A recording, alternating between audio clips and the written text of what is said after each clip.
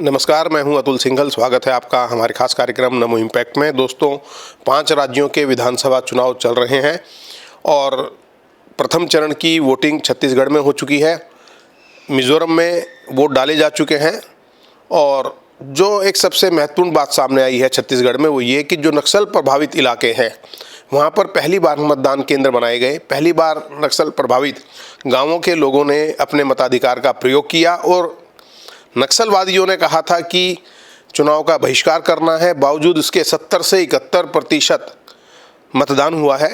ये एक बहुत बड़ी उपलब्धि है निर्वाचन आयोग के लिए और सरकार के लिए। हमारे साथ हैं डॉक्टर नंदकिशोर गर्ग।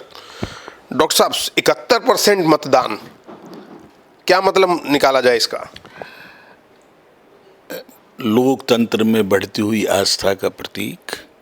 मिजोरम में तो 77% है, नागालैंड की एक सीट पे 95% है, पर नक्सल एरिए में, बस्तर के इलाकों में जहाँ 125 गाँव तो ऐसे जहाँ पहली बार पोलिंग बूथ बना हो और खुली थ्रेट हो, वहाँ पर ये मोदी जी ने जो बार बार कहा कि ये हमारे लिए उत्सव हैं लोकतंत्र का, लोक आस्था, लोक विश्वास बढ़ता जाए और लाभार्थियों का एक नया वर्ग जो जातियों से ऊपर उठकर सोचना शुरू करे, धर्म से ऊपर उठ के सोचें और जो पार्टियों से भी थोड़ा ऊपर उठ के सोचें, मैं समझता हूँ एक अच्छा ट्रेंड है, एक अच्छा, और इससे बहुत लोकतंत्र को जो मजबूती मिलेगी, मैं समझता हूँ आज सभी सरकारों के अंदर ये तो कंपटीशन आ गई, काम करना पड़ेगा।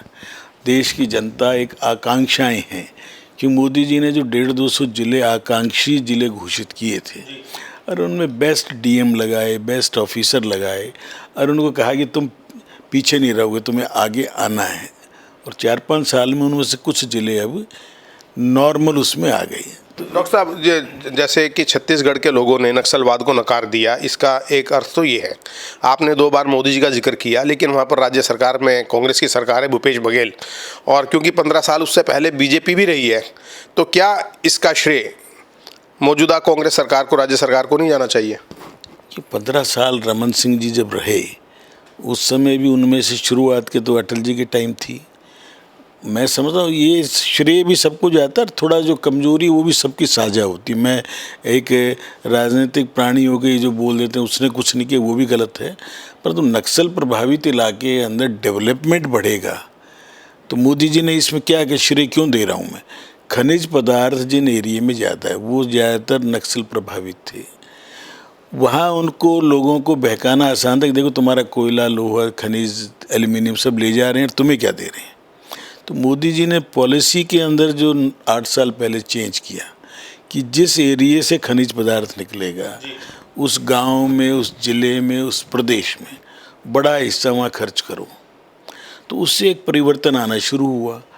परिवर्तन आ रहा है तो वहाँ डेवलपमेंट नज़र आ रहा है। जहाँ सड़कें ही नहीं थी, बस्तर इलाका वो था, कभी मैंने महेश बुच का सुना था जो पहले कभी मतलब पहला आईएएस अफसर था जो हरियाणा से बड़ा इलाका था उस टाइम बस्तर का, उसमें पहला अफसर कोई गया था। तो आज वहाँ पर जाके स्कूल बन रहे हैं, काम हो रहे हैं, और काम मैं कह रहा हूँ सभी पार्टियों को करना पड़ेगा। बघेल भी कुछ चीज़ों में एजेंडा तो वो कई एजेंडे उसके संग के हैं। झंडा कांग्रेस का है, सोनिया की गुणगान गाएगा, परंतु कुछ चीज़ों में उसका काम करने का तरीका, जैसे गाय के ऊपर, जंगल के ऊपर, वो है अच्छा मानता हूँ मैं, जब भी तो आज टक्कर दे रहा है। आज मोदी जी के सामने कोई प्रदेश कांग्रेस की स्टेट वाला पॉजिटिव वे में कोई टक्कर दे पा रहा है तो छत्तीसगढ़ है।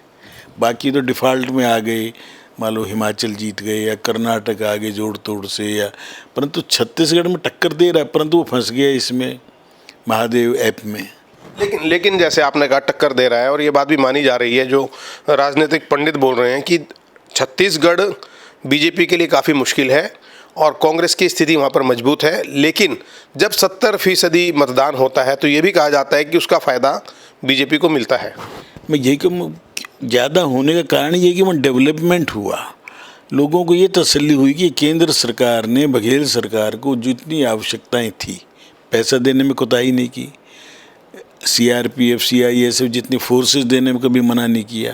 क्यों छत्तीसगढ़ का विकास, छत्तीसगढ़ के प्रति अटल जी का बनाया हुआ राज्य, जैसे छत्तीसगढ़, झारखंड, उत्तराखंड, वहाँ एक अलग सोच है भाई। और ये बनाए किस लिए थे कि ये पिछड़े इलाके थे, अलग राज्य क्यों मांग थी इनकी, वो मांग पूरी की। 15 साल एक अच्छा शासन रमन सिंह ने दिया, परंतु फिटीग हो जाता है, जैसे आदमी लगता है ना बदल के देख लो, तो बदल के देखा लोगों ने, परंतु आज फिर बदल के देखने की प्रवृत्ति भी आ रही है।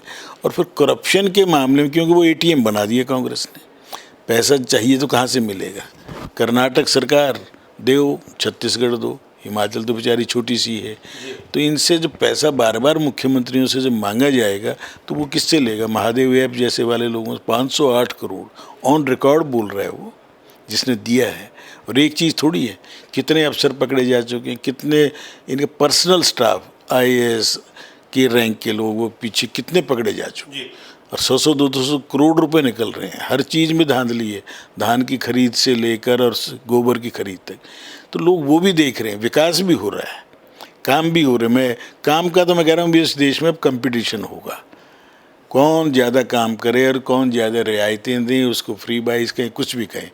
और उसमें भाजपा भी कोई पीछे नहीं रहने वाली। मतलब काम तो करके दिखाना पड़ेगा, क्योंकि लोगों को रिजल्ट चाहिए, लोगों की इच्छाएं बढ़ रही हैं।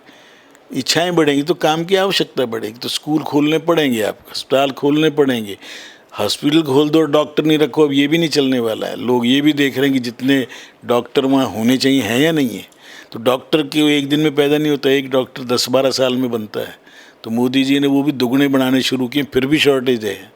इसलिए मुझे लगता है कि इन राज्यों में मिजोरम लोकल MNF जो है, मिजो नेशनल फ्रंट, मैं केवल छत्तीसगढ़ का आज चाहूँगा कि आप बताएं, क्योंकि आप राजनीतिक विश्लेषण करते हैं ध्यान से। छत्तीसगढ़ में आपको नेट रिजल्ट क्या लग रहा है? नेट रिजल्ट ये कि 20 सीटों का चुनाव हुआ, जो सबसे मुश्किल इलाका था, और उसमें डॉक्टर रमन सिंह वाला इलाका भी था। रमन सिंह की एक जेंटलमैन की इमेज है, अटल जी का मंत्री था, 15 साल लगातार, परंतु ये फ्री बाइज वाले चीज़ों में कुछ लोगों को उस समय भी टोकते थे कि महिलाएं काम करेंगी, उनको फ्री में राशन सरकार दे आएगी, और जो मर्द हैं वो शराब पी के लेटे रहेंगे। ये उस समय हमारे लोगों का निष्कर्ष था कि मैं फ्रेंड्स ऑफ ट्राइबल सोसाइटी में, वनवासी कल्याण आश्रम में, परंतु उसके बावजूद मेरा मानना है कि 90 सीटों के अंदर ये बीच की पार्टियां तो कोई आने से रही।